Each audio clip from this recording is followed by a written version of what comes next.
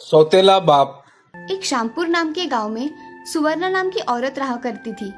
सुवर्णा को एक 5 साल की बच्ची थी जिसका नाम था सीता। सीता बहुत ही बुद्धिमान लड़की थी। सुवर्णा के पति की मौत हार्ट अटैक आकर हुई थी। इसी वजह से सीता अपनी बच्ची को लेकर रहा करती थी। वो खुद काम करके घर का गुजारा किया करती थी। एक दिन सुवर्णा के पिता कांतिलाल उसके घर आए और उन्होंने सुवर्णा से कहा, सुवर्णा बिटिया कैसी हो? तुम्हारा घर कैसे चल रहा है? अच्छा चल रहा है पिताजी, कोई चिंता नहीं है। मैं और सीता ठीक है।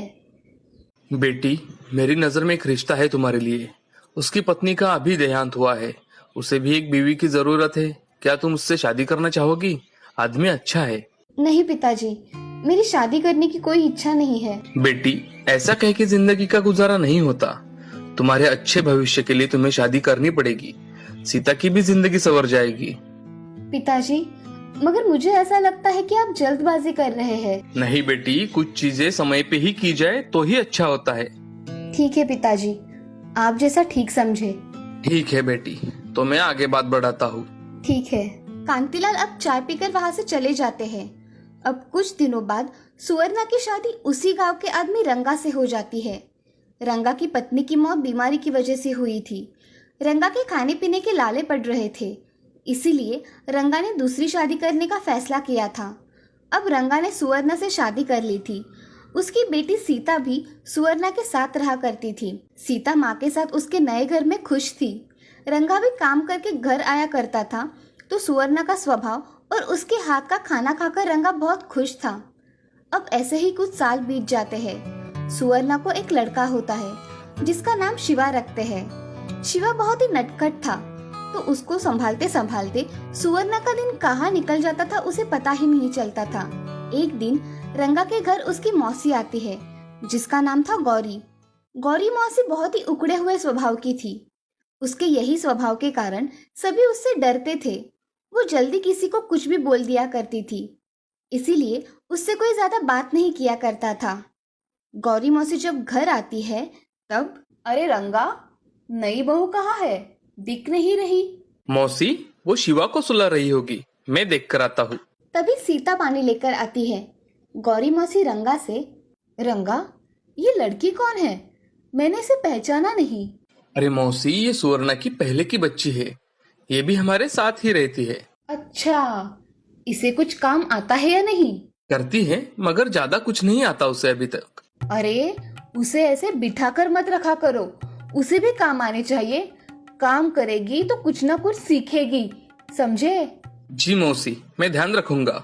ऐसे दोनों की बातें हो रही थी, तभी सुवर्णा वहां आ जाती है और मौसी के पैर पड़ के उनका आशीर्वाद लेती है। उनके लिए सुवर्णा चाय बनाने चली जाती है। तभी मौसी हाथ मुंह धोने चली जाती है। थोड़ी ही देर में सुवर्णा चाय बनाकर लेकर आती है। रंगा और मौसी चाय पीकर बहुत खुश हो जाते हैं। तभी रंगा सुवर्णा से, सुवर्णा, मौसी हमारे घर महीना भर रुकने वाली है। उनके आदर सत्कार तथा खान पान में कोई कमी नहीं होनी चाहिए। अजी, ये क्या कहने की बात है?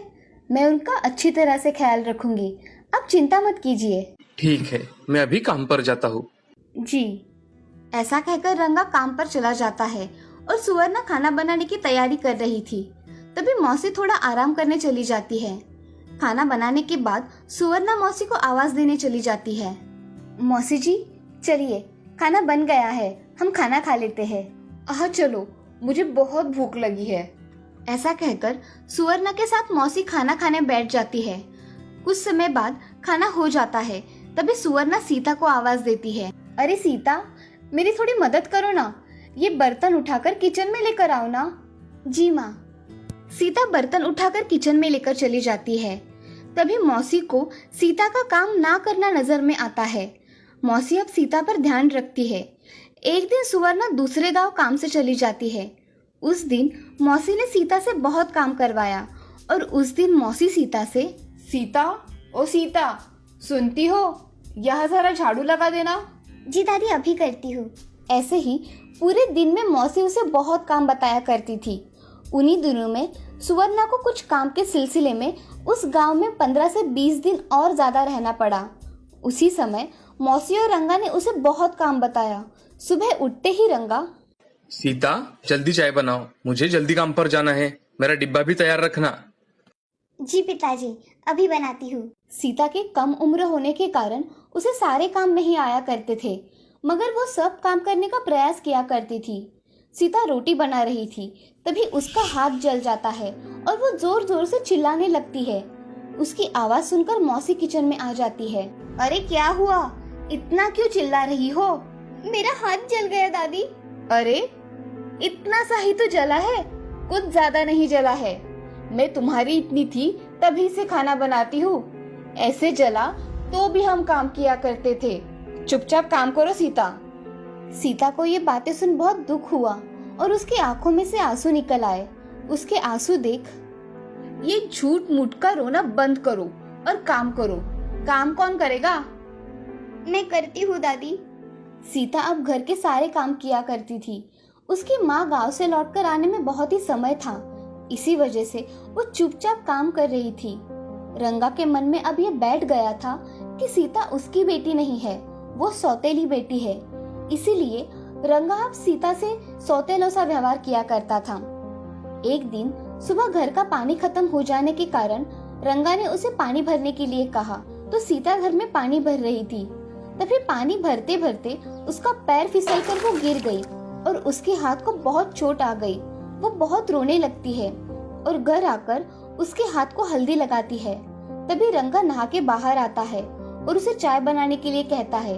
तभी वो देखता है कि हाथों में चोट लगी है, फिर भी रंगा सीता से, सीता जल्दी चाय लाओ, मुझे काम पर भी तो जाना है। मेरा टिफिन तैयार है ना? पिताजी, मैं आज फिसल कर गिर गई तो मैं आज टिफिन नहीं बना पाऊंगी। क्या बोली तुम? टिफिन नहीं बना पाओगी?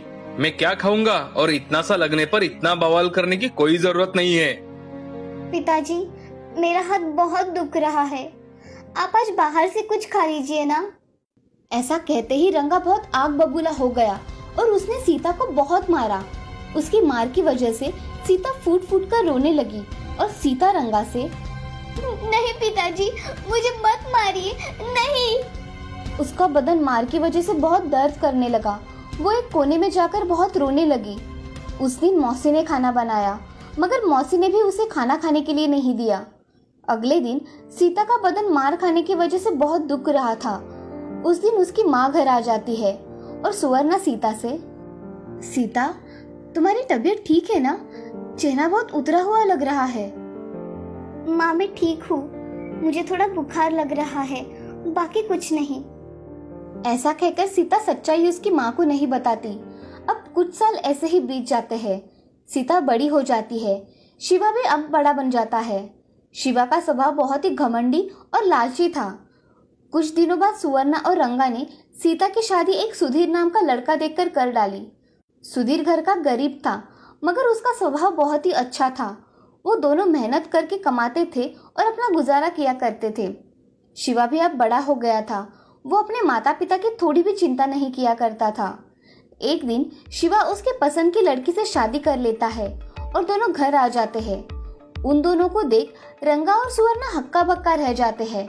उन्हें देख रंगा, शिवा, तुमसे मुझे ये उम्मीद नहीं थी।